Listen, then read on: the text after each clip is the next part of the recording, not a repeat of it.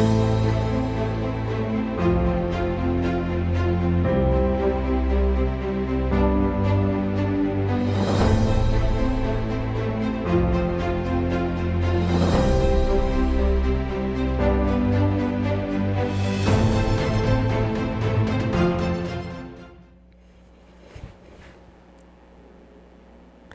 afternoon. Welcome to Burning Issues. This is a current affairs show on IETV. We do it every week, and we are doing it now live on a Tuesday afternoon, and we will broadcast the show on a Thursday evening.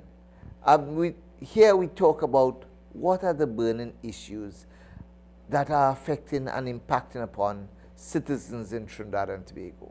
Well, of course, we've been doing this show for a while now, and we've started it during the course of the pandemic, and we always start off the show with talking about the impact of the pandemic and how it is affecting Trinidad and Tobago, life in Trinidad and Tobago, life and livelihoods. And what can we say? Well, based on the figures that we've been getting from the Ministry of Health within recent days, what we've seen is a drastic shift downwards in the numbers of deaths. Thank God for that. And we've also seen a reduction in the number of cases. And more importantly, that reduction hopefully will continue. We don't know. We could only hope. We've been hearing about other variants, and we've been giving constant warnings that watch out for the Omicron surge whenever it does come and so on. But for the time being, we take comfort in the fact that the numbers have gone down. But the question that we want to talk to today about is really and truly, why has the numbers gone down? And Dr. Bahal will be here to explore that a little bit with us a little bit later in the show. But before we get to that, we know that the reduction of numbers means we could open up more. And in fact, yesterday, we opened schools for all secondary school students. But in opening schools for all secondary school students, there remains a major challenge. A major challenge in simply, are these children going to be getting the full quota of their teaching and curriculum as they require? We're going to talk a little bit about that too. And of course, we know that we've been talking reopening, and we talk about Carnival. And in fact, we have to ask the question. We know the National Carnival Commission had asked for between $25 and $40 million. We know that the government has said maximum of $20 million. But the fact is that they're going to be spending money. And we could ask, what does that mean for Carnival? And it is our hope. We did get word from a confirmation from the chairman of the National Carnival Commission that he would join us on the show. We are still waiting. We haven't been able to make contact with him, but we're going to try and make contact with him during the course of the show. In the meantime, however, we will continue the show. So the numbers have gone down. We've opened back up to some extent. And unfortunately, opening back up does not necessarily mean all good things, because probably we have opened back up one other aspect of our lives and our society that we really hope that it would not have opened, and that's the issue of crime. Crime is on the upsurge. And I mean, on Saturday morning, we had a murder in the middle of High Street, San Fernando. And of course, there was no police around. And we could ask ourselves, what is happening there? Right here in this community of Diego Martin, where IETV studios are located, we had three people murdered one night. And if that's not bad enough, we could talk about the young lady who, in keeping with the tradition of what happened last year, another young lady has lost her life, and not only lost her life, but was dumped in the Repo area. And is that acceptable? So we still have to deal with that crime issue. because that is a burning issue, and that's something we have to talk about. And then we also know that there are other issues. So for instance, the comments made by the Prime Minister over the weekend about WASA is not only about the restructuring of WASA. And we've also heard about the restructuring of TSTT. But the impact of that, because for the Prime Minister to direct the Minister of Public Utilities to go and speak with NATUC and the trade unions, would tell us, well, here now, trade unions expect layoffs, expect retrenchment. And if that is going to happen, then what is really happening with our economy? We know that food prices are rising on a daily basis, cost of living is rising, and if we have more and more people unemployed, we're going to have ourselves into a real challenge as we move forward. And if that wasn't bad enough, of course, Trinidad and Tobago has made international news with the killing of an infant on the high seas by the Coast Guard. And it's not something that anybody could be happy with. It's not a situation that anybody could say that there's anything positive in that. Because for one thing, here was that lady with her 2 children trying to get out of dire straits in Venezuela, willing to risk coming over the high seas, and unfortunately, while the seas did not take her or her children, the Coast Guard did. And the Coast Guard was doing their job, so can we blame the Coast Guard for doing their job? Well, some people may say yes, they should not have used that type of force and so forth. But again, the Coast Guard has a job to protect our borders. And we have to, and isn't that something we've been asking for all the while? Why isn't the Coast Guard closing those porous borders? Well, now they are doing something, but yet still we have the backlash. So those are burning issues. And I've only scratched the surface, but there are many other issues we could talk about. But we're going to take a break now and come back with the conversations and the discussions on burning issues. We break now.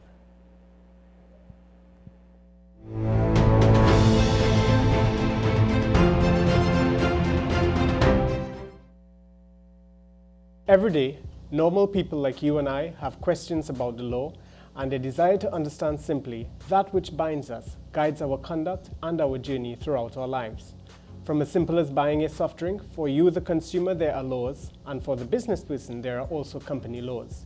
Therefore, as aptly named, you are the law represents you. I am Umesh Prasad, criminal law defense attorney, and I invite you to tune in every week. The mission is simplifying the law, and the purpose is providing education on the relationship between you and the law and on your legal rights. An informed and empowered citizenry is key because you are the law. Hi everyone, welcome to Prime Time with Surendra on IETV, where we bring to you interviews with some of the biggest music icons in our local entertainment industry on Fridays at 9 p.m. I am your host, Surendra Ramuta. Stay tuned and keep it locked on IETV, #1 station for news and entertainment. Prime time with Surendra, prime time with Surendra, prime time with Surendra, prime time.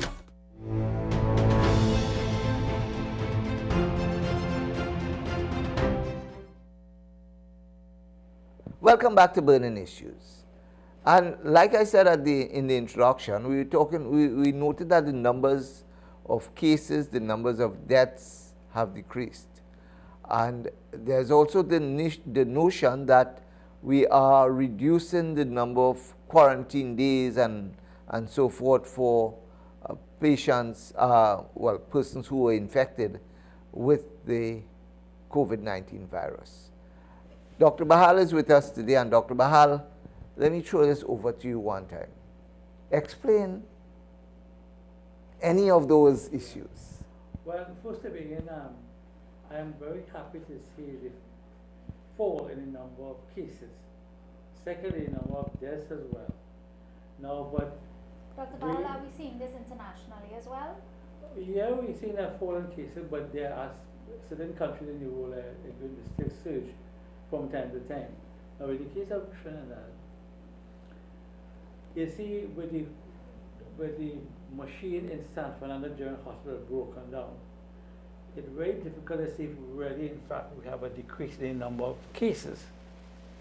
You see, I have a different point of view on that too. Eh? Right. I think because now we have opened up antigen testing, literally, many people who may feel that they should test are preferring to go that route, and it's not being self-quarantine. And recorded. correct. And self-quarantine. And they do their own self-quarantine without That doing is going assuming they are further quarantined. in the PCR. Assuming that they are So that quarantining, yeah. I think this fallen number could be a genuine thing of the number of cases falling, but there may be a latent amount of people who are positive but not being overtly displayed. And because of testing purposes, or maybe people doing the antigen testing and not going any further. So, but I am not particularly worried about the number of cases that we have. Because I mean, let's face it, we're all going to end up with COVID at some point in time. We can't, how much you're going to escape it. But to get it is not a problem if you have complications, and that's where the vaccine comes in. Right. The better indicator for me, however, is the deaths. And I'm glad to see the death trend has dramatically decreased. However, my concern is whether the definition, whether the COVID death that we are using now is in fact the same criteria as before, when the CMO mentioned anytime you see COVID-19 PCR positive, regardless of what the patient may have in that death certificate, it will be classified as a COVID death. Of course, we had said before, a couple of weeks ago, that that should not be the case. The basis on which you should have a COVID death should be in section 1. Every death has a direct link with the primary cause, whether it be respiratory failure, okay, COVID-19, fine. We might have COVID-19, but he died of acute myocardial infarction or drowning. You can't put that as a COVID-19 death. It may be in the certificate, but you cannot classify it as a COVID death because the cause of death is entirely different. That's in section 1. So I am not sure.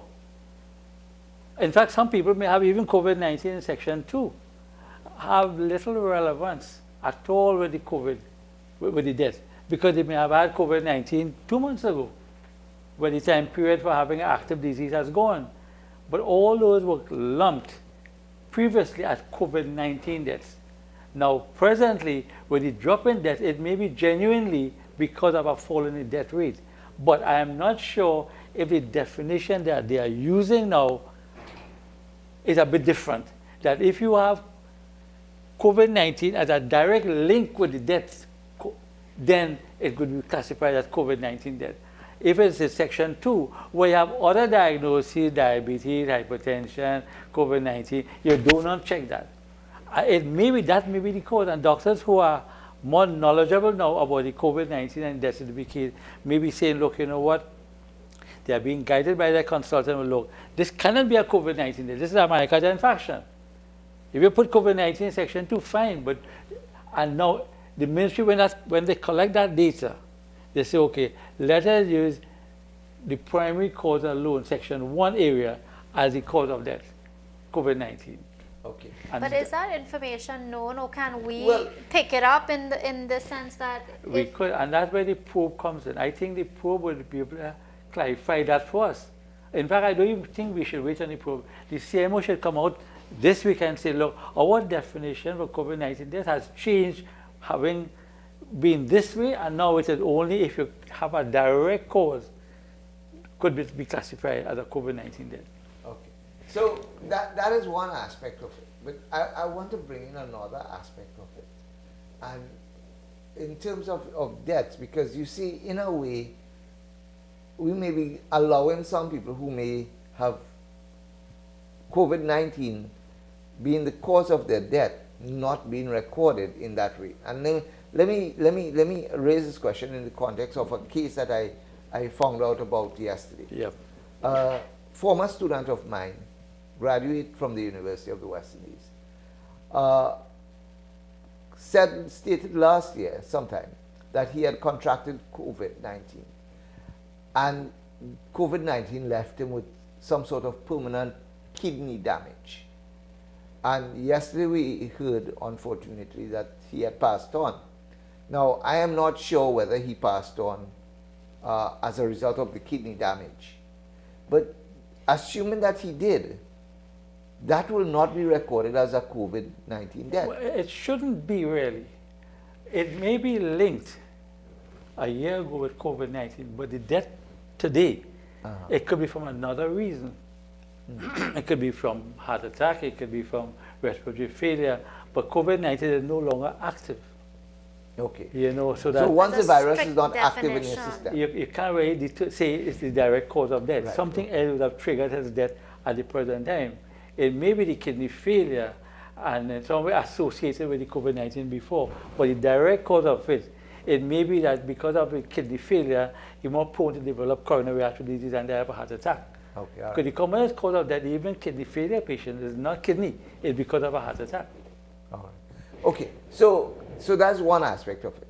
The other aspect of it that I wanted to talk about was simply one which says that, okay, so you have people who may have been infected, and now we hear that the government has, or the Ministry of Health is going to reduce the number of quarantine or the time of quarantine. Is it that they are now coming to the realization, as with the rest of the world, that COVID-19 is only transmissible in the first 10 days of showing symptoms? Well, our government has been very cautious, and I think overly cautious. When everybody is cutting down their quarantine time, we still have to put 17 days and 21 days, even for contacts, not even people who have COVID positive. And that overly cautious method has only gone to the detriment of people who really want to be productive. And I think cutting down the days, I think is a good thing, because remember, based on the pathophysiology of the COVID-19 virus, the most infectious period is probably 2 to 5 days after they develop the first symptom, or even just prior to, but that infectious period is up to 2 to 5 days.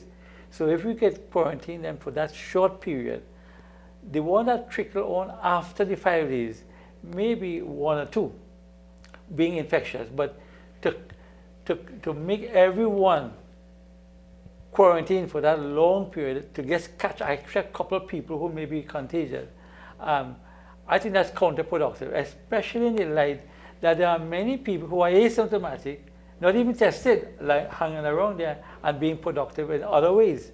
So that we having cutting down that, we're still long, 10 days. A lot of centers go for 5 days, and say, once you're asymptomatic, go back to your job, you know. So I'm happy that the quarantine period has cut down. Right. To 10, in fact, I'm in favor of even being less for asymptomatic patients, you know. But this is my concern. You see, when you say asymptomatic, does asymptomatic mean that you are not able to transmit? No, asymptomatic can transmit just Right, as, so just that- as much. that's But you my you concern. don't know. And that's where screening comes in. If you have a population which is high risk and have a lot of people in that area who may be infected, there may be a case to screen everybody, whether they're symptomatic or asymptomatic. But in a general population with only a few, well, there is a 10% infected at any given point in time, you might find that it may not be cost effective to go and screen everybody, especially when you have limited resources. So you look for the ones that are contagious, who are symptomatic, to identify. Even the symptomatic ones, some people get away, because you may go by a private doctor who picks up a mild symptom and don't really push to do a antigen test, you know, but or subsequently PCR test, because a lot of people may have cough, not from a COVID, but from heart Flu failure, season, yeah. from flu Flu season, season, yeah. from fluid overload, fibrosis. All these people have things which could present as COVID. A long list. COVID is just one of them. So therefore, it means that people would have to have this money to be able to do it. If they come privately, and to do a COVID test is about 1,100. Yeah. So, as we said last week, to be able to force someone to do it, to continue their treatment, it could be a little challenging when they don't have food, they don't have this, they don't have that. So, Well, there's one thing that I was wondering as well. Is it that, and not necessarily talking about Trinidad here, so is it that the quarantining period getting shorter linked to global vaccination rates? And how does that apply in the TNT case? Because I know our numbers are going up, it's going up slowly, but could it be that globally this move to shorter quarantining periods is linked to the fact that some degree of herd immunity is being achieved because of higher? I think herd immunity is far from across the world. But the developed countries, yes, Right. Europe and so, they could say we have 80-85% vaccination. But most other countries... But does that really help us? No. No, because, I mean, we hear that they have 80% vaccinated, but then they have thousands and thousands of cases on a daily basis. Yeah. With the population being large as well, Yeah. and that Right. may be responsible. And whether? But everything depends on how many people you get tested. If you test only 10, you must get... So we do the Trump formula. No testing, no cases. No testing, no cases. And that's what's happening here now. Because we have less testing going on, it may be because San Fernando machine only came back on stream recently. So if you have more testing, the more likely you have more cases. But how many cases per 1,000 the tests you do, that may be a better indicator. Out of every 1,000 tests you do, Right. how many cases do we actually pick up? Because we can't say, because you have 400 cases today and 200 tomorrow, that we have less cases. No, we may be testing less that particular day. Yeah. And sometimes our And then machine... you have people not coming to get tested either. Yeah, sometimes our staff will not come to operate the machine that day. So you find all that backlog go for the next day. So you find this, we do have that evidence. But if we know how many cases for how many people are being tested, but as I say, I am not worried about the number of cases. I am more concerned with the death rate. Right. Specific Because to, you're sure that real solid data. Right. And if you could analyze that data, and that's what many doctors are calling for, a proper audit of the deaths in the country to see what are the issues, whether we diagnose them properly, whether we manage them properly, whether we have enough resources, whether we have, in terms of infrastructure, we have enough nurses, doctors, all these different things. And a lot of people talk about wearing a PPE whole day, and they can't change it. They can't go in the washroom, they have to keep up the urine. So there's a major issue, but I am not sure.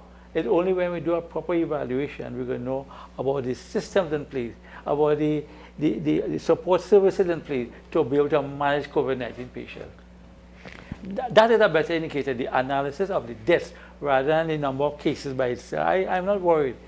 To get infected, we all have to get infected someday. When So- will this probe be ready? Well, the government they have asked for a month. So when the government announced it, they had given them a week, and then they had Yeah. asked for another 3 weeks. So we know that they're going to be going, and they have done the survey. At least they have, but they limited the survey to 2 days. No, well, they'll extend the period. But I'm glad they're doing this survey because that is another way Right. to have an evaluation of the outcomes The data. Yes. in Right, terms of yeah. what patient experience. So I'm hoping that the patient go there or fill out this form who experience things at the Cooper District Health Facility. And so we can get a proper analysis. If we get even 300 patients filling out this form, we can have a proper analysis. Well, we'll wait and see. And we suggested that even a couple of weeks ago. Yes.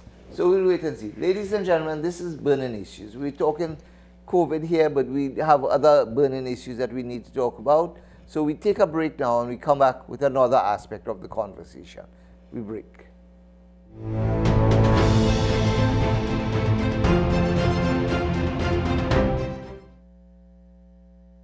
Have you heard of the Beautylicious Caravan? Come partner with us at IETV. We are looking for the professionals in TNT. Are you a makeup artist, hairstylist, nail tech, a barber, or a person who sells all the professional products? We are here to share your knowledge, your skills, and do demos with you. Come on, partner on with us at IETV. Contact me at 756-1764 or ani.ramsamuj@gmail.com. See you soon at your location. IETV requires marketing representatives. Previous experience in radio and TV sales would be an asset. Full-time and part-time positions are available.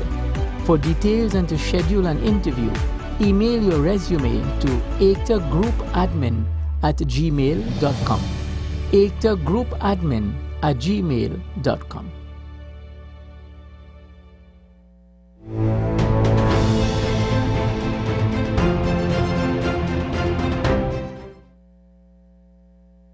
Welcome back to Burning Issues. So we know that COVID-19 remains an issue, but also we know that as of yesterday, all secondary school students are required to go to school to physical classes at least 2 days a week. And primary school students, those in Standard 5 who are prepared for SEA, are supposed to be in school 4 days a week. So that has started yesterday. In the secondary schools, not all the children are going to be going out on the same time. So while some of them made their first appearance yesterday, others will be making their first appearance today, and probably some will be making their first appearance in schools tomorrow. But the question arises, to what extent are schools ready for these children, one? To what extent are parents comfortable with what has been put in place and what is happening in the schools? And not only parents, but another major concern is the children themselves. Have we been able to deal with the anxieties of some children? Now, I've read where they said some parents will tell you that their younger children are excited to go to school. But then there are some children who, having witnessed the ravages of COVID-19 amongst their relatives and their friends, are very, very scared. And that's a real challenge. And alongside that, there's that other concern. Because we have to have school on a rotational basis, that rotational basis would mean that children are required to be in school a minimum of 2 days physically in school, and the other 3 days they are going to be given work asynchronously to pursue. Now, what does that mean? What it means is simply that children are not going to have teaching. So, question, are we leaving it upon children themselves to be so self-disciplined that they could manage 3 days of being away from school, away from a teacher, and they will do their work assiduously and with conscientiousness? Or what is going to happen?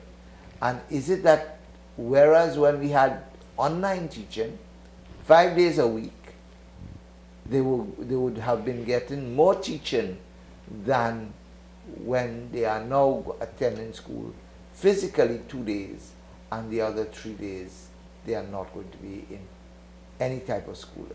Now, principals have options. They have the ability to decide whether they could have online teaching or not. But the Ministry of Education has said that if you don't have online teaching, you will give students work and expect that they will do it. Dr. Bahal, Dr. Gokul. Okay. In the first instance, Dr. Raghunath, I want to start by saying that it's been 2 years since the pandemic has started, and I would applaud the Ministry of Education for restarting some type of physical school. After 2 years, we note that there has, of course, been a gap, and it is important to try to rebuild our systems. That being said, and knowing that it's only when things are started that we can begin to fix some of the chaos. Over the last week, I would have in a concerning way indicated that this is likely to be an experiment in chaos. I think it still is, but experiment with the eye of the principal and the other stakeholders in dealing with the challenges as they emerge, dealing with the challenges as they see it. The truth of the fact is, and Dr. Bahal alluded to it earlier, we have to live with COVID. At some point over the next, if we haven't gotten it already, we would be infected by COVID. So that is a reality that nationally and globally we have to deal with. That also impacts all of our sectors. Education being, of course, one of those sectors where you deal with the little ones. I understand the emotionalizing of the risk, but in the face of all of that, I would like to applaud the Ministry of Education for pushing to get it started, because it's only in getting things started that we can pick up where the gaps are. That being said, yesterday, as you indicated, school has started. I think what is important for us as stakeholders and agitators in the community, that includes the Parent Teachers Association, that includes teachers, that includes us as academics and as parents and quasi-parents, looking on into the global space to pick up what can work or what has been working well, what isn't working well, and suggest and agitate. Because there is a need to deliver education, but now there's also a need to consider and innovate how that hybrid system, or how a hybrid system can work. For sure, well, we know. I think they have not spoken about no hybrid system. It's just one thing now, face to face. Right. And the other 3 days, they are left by themselves. And I think... I don't know, with the 3 days free, I mean, the ministry should be commended for starting the process. Right. And now we could identify these problems. But my concern is the 3 days that they are home as one. And in many schools, they have limited resources. I think the PTA mentioned about a long list here about masks and gloves and cleaning supplies and resources in terms of other things as well, cuts and so. But do we have some committee? Rather, you probably have a child in high school. Do we have a committee to look at the limited resources and see how we could, because certainly the ministry can't do it alone. The ministry have set out some guidelines and said, look, let's try and see how we can work this through. But each school has to be responsible. Right. And if you have all these problems, the stakeholders in what do you do as a parent when you know your child go in there and the mask get wet? Is there something on standby to hand them a mask? Okay, so let me try and answer some of those questions. Being a parent, one, but also being the president of a school PTA, and which I've been there for the last 3 or 4 years as president of a PTA. And one of the concerns that we've had is that, particularly so for the denominational schools, I can't speak for the government schools, but for the denominational schools, clearly there's evidence to suggest that the schools have not been properly funded. Right. When I say not been properly funded, PTAs are being called upon all the time to raise funds. Schools are being called upon all the time to raise funds to do simple things even in the school. And this is without COVID. Yeah. Now that we have had COVID, this has now increased. Right. Literally. Because now, definitely, you need more cleaning supplies, you need more sanitizing supplies, you need all of these things. You need masks. So, for instance, a child comes to school. You correctly said it. What happens if that child's mask gets wet or whatever else, or torn or whatever else? we can't leave the child without a mask. So the school has to have a supply of masks there that is available, that they could probably give a child a mask in the event that the child But do you have needs a that in mask. your school? Huh? Is there such a resource area to tap on in case of a problem like this? Well, in the school that my son is going to, yes, there is a resource that the school did get some masks from, in fact, from an NGO, and they have kept it, and they have decided, well, they have at least a mask for every student. Now, mind you, there's a mask for every student in the school, but if a parent comes and says, well, I not send my child with a mask today, then the child get that mask. But what happens tomorrow? Because we don't have an unlimited supply. We don't have a mask for every day, okay? And that is a real challenge that we face. Now, in my own school, and when I say my school, my son's school, I mean, the principal has actually approached me as president of the PTA and says, can we have a PTA meeting? Because we have to start thinking, how can we raise funds to supplement the requirements of the school, which is not being funded elsewhere? Now, in pre-COVID period, you could have probably talked about having a family day or some sort of event that where you could have people coming together and buying things and whatever else and raising funds. In COVID times, the question is, how are we going to do it? Are we going to do it as safely as we can? And we have to, well, the thing about it, we have to. And I have a feeling the majority of schools have agreed. this problem with that extra little resource around to freely give to people. Agreed. And this is where I think the innovativeness of planners at the level of the school, because it has to be at the level of the school, for you to recognize and for you to approach as a PTA 2 businesses or 3 businesses in the area, or 2 or 3 small organizations. But can they do that on their own without getting the ministry involved? I think they can. I think they can. Yes. But they could do it, they have permission to do it from the, as a school. Yes. Well, you see, again, you have to also understand how you do things. Because, okay, so in the case of my son's school, I mean, 2 years ago, 3 years ago, we actually did a barbecue lunch or whatever, okay, which we sold. And we did not only sell to the children in the school, but we went around to the businesses and the community and asked them, well, would you take an order of 10 boxes and so on? Right. And they did. No, this is what the PTA would have done. So the PTA would have raised funds that way. Now, question, that was in non-COVID time when we didn't have to socially distance, we didn't have all of these things.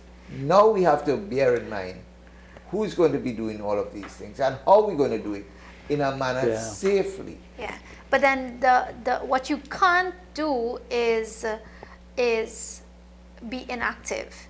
Exactly, you cannot be inactive. Agreed, and that's where the innovativeness and that's where thinking outside of the box comes in, and that's where recognizing that the school does not exist in a micro. In a vacuum. In a vacuum, in the sense that it is part of a community, and the immediate community is your teachers, your parents, and your students. As you begin to mushroom on the tiers outward, you have the business people, you have the vendors, you have the taxi drivers, whoever else. I think there is because all of these stakeholders have a vested interest in an individual school in their community. We need to find the appetite for where they can support. Right. A couple of weeks ago, I don't know if it's last week or the week before, we talked about the possibility of perhaps using faith-based centers as homework centers. It's all of these thinking outside of the box that can bring resources to the gates of the school that eases the challenge of parents, that eases the challenge of teachers and rebuilds these kids back onto their educational I track. think the PT would have a major role in trying to find ways to be able to help students for those 3 days. And more than that, there's another category of students who will not come to school. And I think there should be some But operating committee to look at deficiencies in a general way, whether it be identifying students who are not coming to classes for whatever reason, And then Dr. Bali, and there's one that you monitoring those who may forgot. be symptomatic, who can monitor sick people and keep a tab on them, and not to crucify them, but to help them in this time of crisis. Yeah. Well, you see, that's part of the challenge. Now, like I said when I introduced the section of the show, there's that concern by some parents and the anxieties. So, for instance, I was told of an instance where a parent of a 11-year-old, 12-year-old child who had just passed the SEA, going to secondary school for the first time, and that child is now supposed to go to school. But his mother, now because of the age of the child was not vaccinated. So we start there. Right. So the child is not vaccinated. His mother recently had a baby. So the mother is fearful that this child goes to school, contracts the virus, and then brings it transmits. home to her and her baby. So that's where this committee would have to help the This is where the students. fear is. Agreed. And then Yeah. that's just a That's just one case. but correct. there may be multiple issues that need to be addressed. But even more than Dr. Bal, I thought you would have picked up on it, and I thought that that's what you were going to say earlier. But there is also a cadre of students who, in March 2020, completely dropped out of the Right. system that we are not talking about. That's one. Apart from the ongoing medical eye that we need to keep abreast of, Right. there is also something that we oftentimes talk about here that is not emphasized enough, and that is the continuous mental health of kids and teachers in this entire process. So I agree that committees are important. I agree that we're going to have to deal with things in a collective way on a school. And not just a monitoring agency to be able to identify these things quickly and deal with it. In a school specific. Like dropouts and these Correct. things. The mental health is it could be under the same monitoring committee Yeah. to say which children need further help through a psychiatrist or a psychologist. But that monitoring committee is important to identify major issues. So in effect, what you're saying is that schools have to develop these monitoring Correct. systems Absolutely. themselves. Yes. Correct. Okay? And, But if- and these monitoring systems have to be. Now, let me tell you the challenge or the pushback you'll immediately get. Who's going to be on these monitoring committees?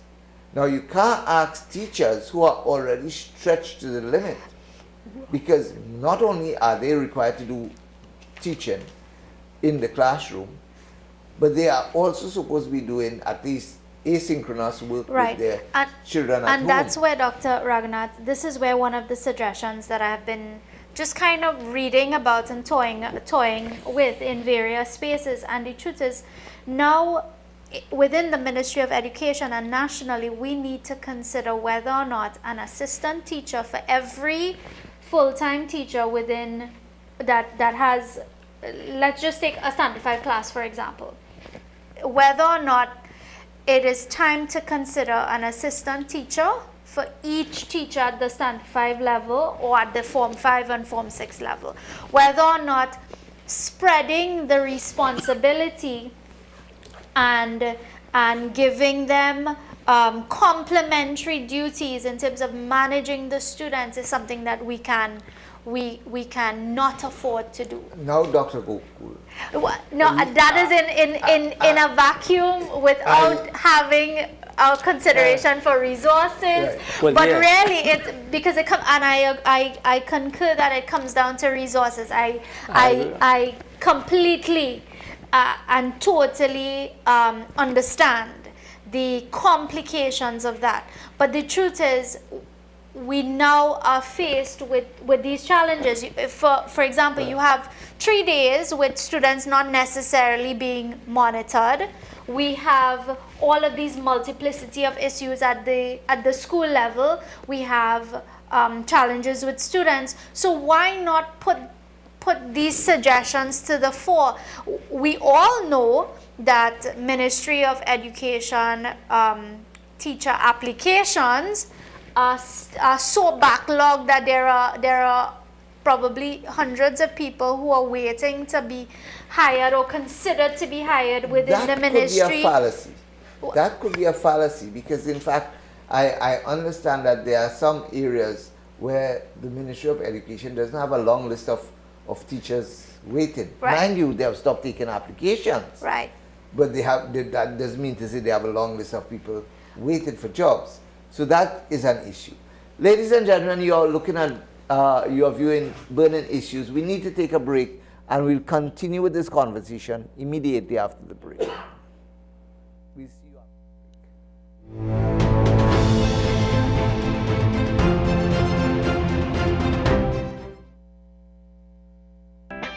Hey everyone, I'm Ricky Kandu. And I am Akshay Kandu, Join us on IETV for our brand new talent show. where we invite you to showcase your talent in the form of song, music, dance, skits. Comedy and even magic. WhatsApp us at 383-0655. And you can be featured on IETV's talent show on the #1 TV station Where culture is alive.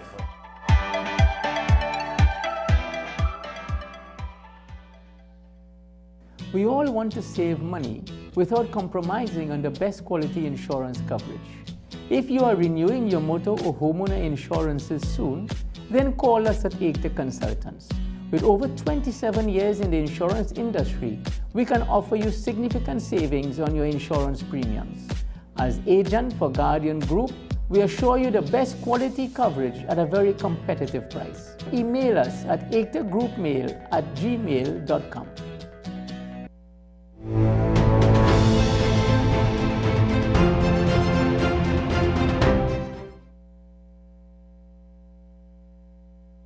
Welcome back to Burning Issues, and we ended the last session talking about the challenges and thinking outside the box.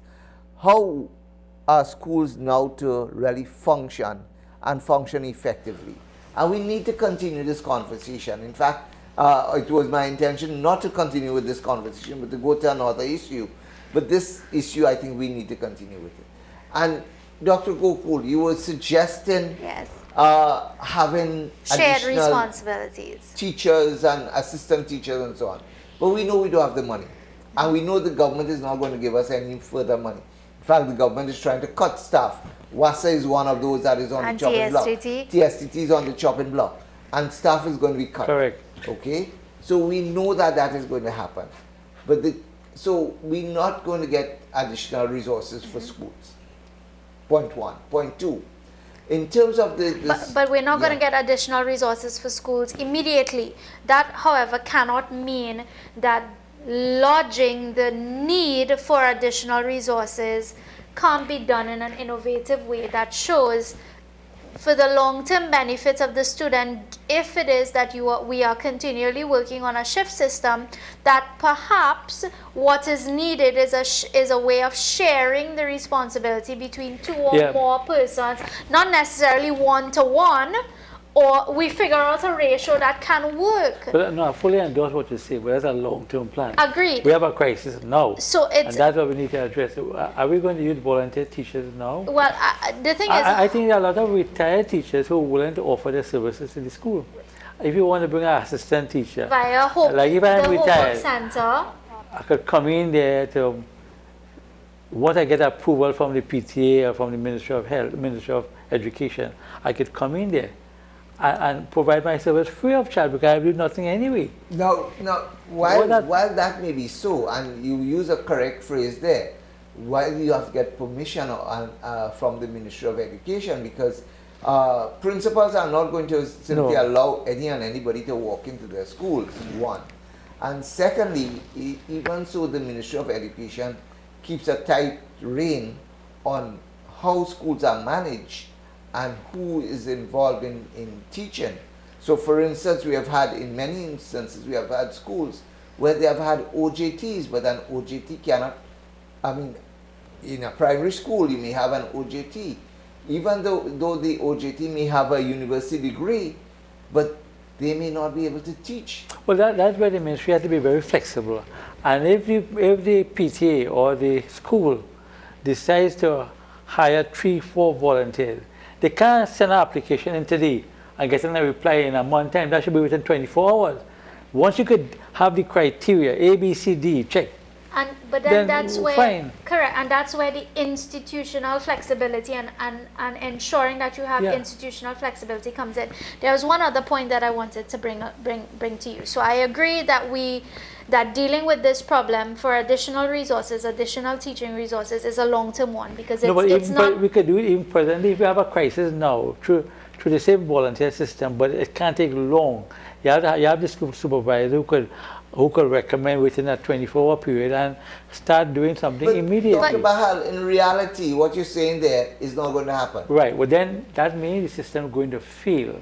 It's going to fail this batch of students who staying home 3 days a week, and they won't even who come into school, and there are major 30% dropout rate of non-attendance. We're going to fail them. If we are not flexible to have innovative, as Rebecca said, we're going to fail this group of people. And that will be our hard luck, because we cannot manage a crisis. We couldn't manage the health crisis properly. We went in the economic downturn and all these things. Now we have an education crisis, and if we can't be flexible enough, we're going to fail these group of students. The bright one will lead to more inequity. And I completely ascribe to the position that Dr. Bahal is concerned about. That being said, the immediate space and the immediate response is to acknowledge that there is a pool of volunteers who are willing and ready. It's really about, and we've seen the innovativeness of our people. We've seen the innovativeness that has emerged from benchmarks internationally, using online teaching, using the cell phones, using whatever means, the faith-based organizations. Yeah. So it's really about, and I agree, it's really about being flexible in an environment where we know the parameters are unchanging, and it is geared towards saving as many of these children in the net, in the caption net as possible. There's no shortage of people who are willing to volunteer. Look at that parade they had in Port of Spain, with that past the former students of that particular school. Yes. Look how many, the whole roads were packed with cars, and I'm sure if you ask those teachers to come on and say they would. Not only that, Dr. Former students. In many of the schools as well, in many of the schools, the high schools, for example, one of the things that is a requirement as per the ministry now, and I know this for a fact because speaking with another hat, the NGO hat, I've often had to sign off on community service forms. I am sure there is a way that we can streamline these older ones to even help monitor the work of the younger ones, not necessarily teach, but it's a matter of monitoring. And in a system where you are saying to me you have no resources, what we are not allowed to do is be inactive in watching a cadre of students and a generation of students go down the drain, asking for us to be flexible and us throwing our hands up in the air and saying, well, we being very rigid and not willing to adjust. I'm sure. It happened in Japan, where a lot of retired people come in and volunteer the service, even in England.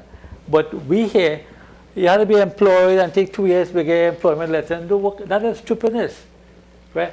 And another point I want to just touch on a bit in the school system, because what about the students who are coming in are very concerned, according to this primary school principal concern ahead of the essay, people's return, about sanitizing the school and coming in there in a clean environment. What is your take on that? Because that's a major issue for the public health regulation, to adhere to washing of hands, sanitizing, and social distancing. I know it's 3 feet apart.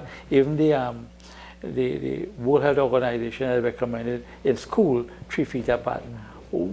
Are we prepared for that really in a practical way, from what you see? No, okay, so, and this is why we have the rotation of this in the schools. Because, for instance, whereas a school would have normally put students and you have a 2 feet right. pathway and whatever else, now they have to put the 3 feet there. So whereas a class would probably have held 30 odd students, right. now that class might probably take 20 students. But what about before they enter the classroom? Are we having a special area to sanitize or to wash your hands as they come in? One would have expected that in all schools, running and water? the Minister of Education has said that they have set up washing stations and so forth. So in that regard, you would expect that children would have access. Now, access does not mean that they're going to use it. And even adults, you tell an adult when they enter a business place, sanitize, and some of them simply refuse. But just wash man outside there, why I have to sanitize? And those are the things, and we now have to deal with those kinds of issues, even with students. So yes, we've had instances where in many schools, and I would say many because I can't even say majority also, but in many schools they have set up adequate facilities. Are these schools getting some kind of certificate that they are fully organized to be able to adhere to public health? I don't think that there's any of those things. So who is monitoring them? I think to see if they have the infrastructure in okay, place. so it is really the parents, the teachers, and the administration. So there are no public health experts to come in there and say... As far as I know, I don't. Does the Ministry of Education hire public health? So the Ministry of Education... They could link up with the Ministry of Education would have people pass around and take a 2 minutes and say, okay, bab, you okay, next school, and they keep going. Well, the Ministry of Education has set up the Education District Health Services. Right, yes. Right. So, but that is, I think that is really to deal with students and staff who are not well. Okay. I am not sure it is to deal not with... before they get sick. Right. So it's not the preventative not part. The preventative, which is it's the curative part. The money part. Not the one that no don't comment. have much. Yeah. I will not comment on that. No comment. That is where I feel we're feeling again, you know. Preventative our public always. health regulations, all we need to do is to put people in place, put the infrastructure, and hopefully this could help out. But when you have no public health expert going in there, whether they even be a public health inspector. Well, Dr. Bahal, you're a public health expert. Yeah. Can I ask you, would you be willing to visit some of these schools? I would definitely. Well, maybe I'm looking forward. I will start by inviting you to my schools. My son's schools. I have no problem. And have you look at the school and give me some comments. I would most certainly do. In fact, when I see things not done in a certain way, I get furious. You know, even in health department, I see how people have to stand up and wait. How the washing area is removed from the main passageway to come in the building. And I kind of look. I want to wear the sanitizer. Look all behind your back, looking for it. You know, it's not in position that you can easily see and wash and move on. Okay. It's like a problem to find it. Right. So those are issues. And ladies and gentlemen, we run out of time literally. But we have Dr. Bahal here who is telling us that he's willing to say that he, as a public health volunteer, is willing to look at some facilities, some schools, and actually advise and give guidance as to how we could better prepare for the schools in the context of treating with COVID-19. But again, like I said, we've run out of time. We'll have to continue this conversation next week. It was a pleasure having you on, and we will see you again next week. Good evening.